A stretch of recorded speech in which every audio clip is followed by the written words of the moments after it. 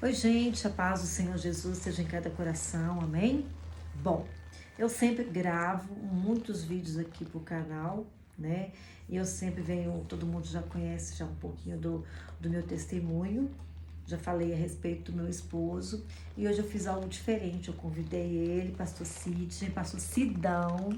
Se dão à sua disposição. Isso, porque quando Deus faz a obra, Ele faz a obra por completo, né?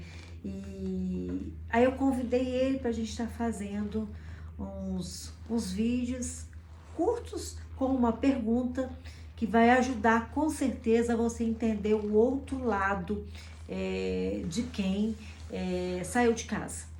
O que é o pensamento, o que ele achou que foi fundamental. E hoje eu trouxe uma pergunta que eu tenho certeza que vai ajudar vocês nesse processo do deserto. Amor. Com uma coisa assim, gente, essa deve me perguntar, porque nós já estamos Um ano e meio. um ano e meio. Faz um ano e meio. Março, Não. abril, maio, junho, julho, agosto. 1 ano e 5 meses. Aí ela falou assim comigo, você grava comigo? Eu falei assim, gravo, claro. Mas a gente é muito espontâneo. Então aí ela começa falando assim, aí parece que tá uma coisa formal, né? Mas não tem nada de formalidade. Nós somos totalmente espontâneos mesmo. Nós somos assim, vocês que já, muitas pessoas já nos conhecem, viram o trabalho que a gente tem feito e a gente rola uma espontaneidade muito grande Porque nós temos, com a gente. na realidade, porque depois desse todo o processo do deserto, Deus restaurou tudo. Além de ter restaurado o nosso casamento, por exemplo, restaurou pelo menos a aliança minha com o Senhor, que foi a primeira coisa, né? E depois veio e restaurou meu casamento, restaurou a aliança dele com o Senhor. Exatamente. Né? Hoje, para a honra e glória do Senhor Jesus, nós dois somos pastores, pastores auxiliares na nossa igreja. Nós ministramos um culto justamente para a vida sentimental, né, que é a corrente do amor. Exatamente. Então, assim, Deus fez uma obra completa. Lógico, eu com toda sinceridade, pastor Sidão, ele já foi pastor há muitos anos atrás, há mais de 17 anos atrás, né? Mas eu não tinha esse pensamento. Não tinha esse... Mas, como aquilo que eu falo, os propósitos de Deus, né? E Deus é o seguinte, os planos de Deus são sempre maiores que os nossos. É verdade. Né? Mas a pergunta que eu trouxe hoje, pastor Sidão, que é uma das primeiras perguntas que eu tenho certeza que vai contribuir para o processo de vocês, nesse processo do deserto, o que você, no geral, achou assim que foi fundamental para você reavaliar, para depois, porque a gente cada hora tem um processo, a gente sabe que tem as escamas cair, porque tem o mundo espiritual também, né? Mas quando você já começou a analisar assim que você retornaria para casa, que você despertou que você queria de volta a sua família, você queria estar de volta dentro de casa. O que foi fundamental, o que você acha que foi assim, o ponto X? Como nós já conversamos sobre isso, já falamos sobre isso, só faltava gravar esse depoimento. Uma das coisas fundamentais, são duas, na realidade, que são duas principais coisas que aconteceu. Primeiro que quando a gente foi passar por esse processo, uma das principais coisas que veio acontecer para se dar esse processo, no meu entendimento, foi as pressões. As pressões. Hoje até a gente ensina muito isso para as pessoas, porque todo relacionamento que tem muita pressão, aquela pressão se torna opressão. Aquilo parece que tem um fardo nas suas costas. E quando a gente está meio... Porque principalmente eu por que eu tomei uma atitude? Eu tomei uma atitude porque eu vou confessar para vocês, a minha comunhão com Deus estava lá embaixo. Quando você não está sem comunhão com Deus, aí você toma atitudes você não consulta o Senhor Todo-Poderoso. Você quer ficar livre, quer se livrar daquele fardo, pressão, Você não foge, aguento, né, não aguento essa pressão, e é isso. Então, uma das coisas fundamentais, primeiro, o que foi trabalhando na minha cabeça, no meu caso, foi a mudança totalmente dela. Começou a adquirir uma sabedoria de Deus e agindo de uma forma totalmente contrária à anterior a acontecer tudo que aconteceu. E uma segunda coisa foi a busca dela, que aí entra mais uma vez, que eu vou falar com você uma coisa. Todo esse quando nós nos reatamos, quando nós lutamos, tudo partiu do princípio de ela colocar tudo nas mãos de Deus. E aquela mudança que eu estava vivendo na vida dela,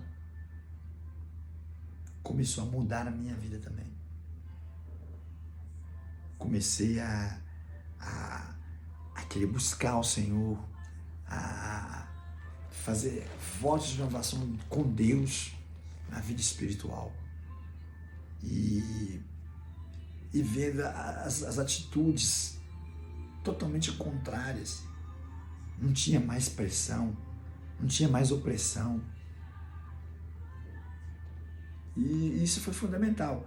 E lógico também, né, porque o que eu sentia não saiu de mim, não fugiu de mim, não morreu dentro de mim, não morreu. Então o que acontece? Precisava de uma atitude, e uma atitude que mudasse a situação do jeito que ela estava sendo feita, do jeito que ela estava sendo colocada. Então tudo que levou a acontecer o que aconteceu na nossa vida conjugal, que podia, se nós tivéssemos sabedoria, se tivéssemos um entendimento, poderíamos ter resolvido tudo juntos? Poderíamos, mas não faltou o entendimento. E por causa da pressão, daquela coisa de cobrança, de pressão, de tudo, que levou a gente à situação que levou. Foi até bom você comentar aqui. Senhor. É porque ela fala isso, né, Nana, que a gente está pregando na igreja, mas o Senhor, essas coisas, gente.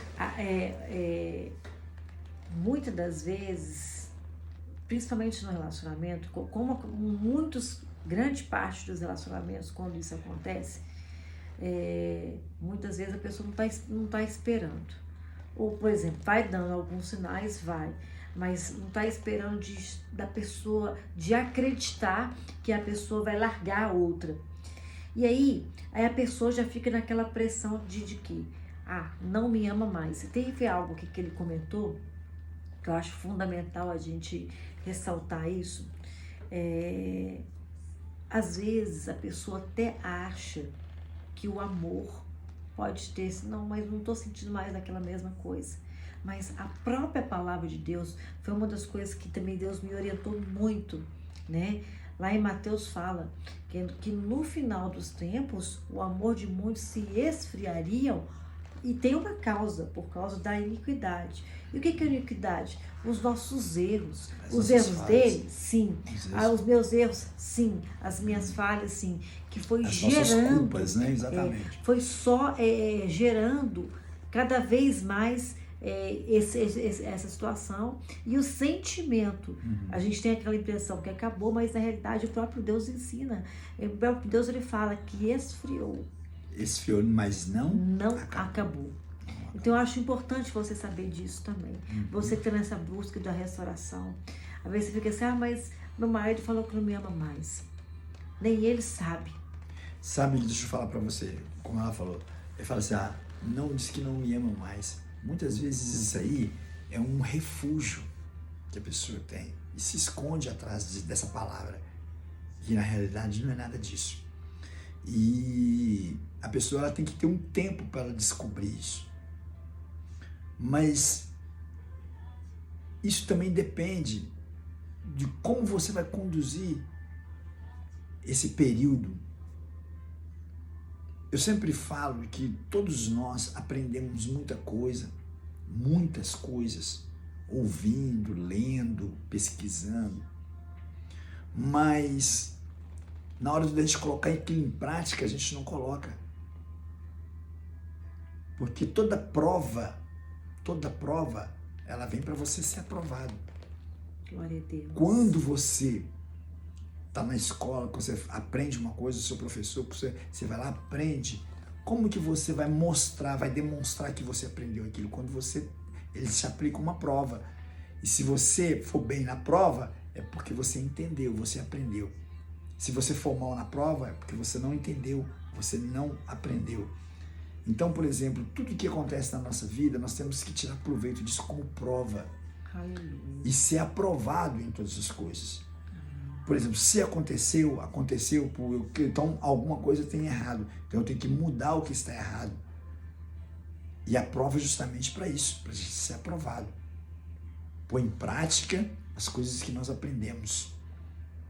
Né? Entendo que às vezes esse período, vamos falar assim, já que o pastor falou no negócio da prova, o seu deserto é como se fosse uma recuperação.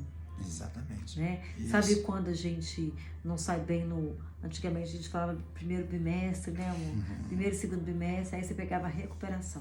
Exatamente. Então você está na fase da recuperação. Da recuperação. E é a oportunidade que Deus está te dando de você aprender. Agora tem um detalhe. Que também serviu tanto para ela quanto para mim. Quando a gente está num relacionamento, antes de acontecer qualquer coisa nesse relacionamento, nós temos uma mania muito... Isso é normal do ser humano. Ele se apega a uma coisa e parece que aquilo ali é tudo que ele tem na vida.